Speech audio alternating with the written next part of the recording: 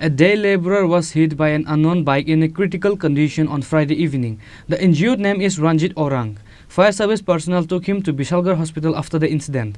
This incident took place in Agartala-Sabrom National Highway under the Bishalghar police station.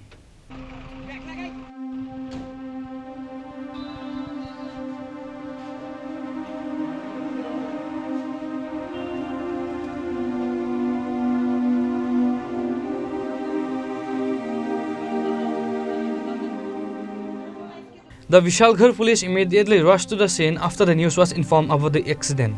However, the bike bearing TR078377 number fled away from there before the police could reach. Later, the injured laborer was taken to Hapani Hospital for the better treatment.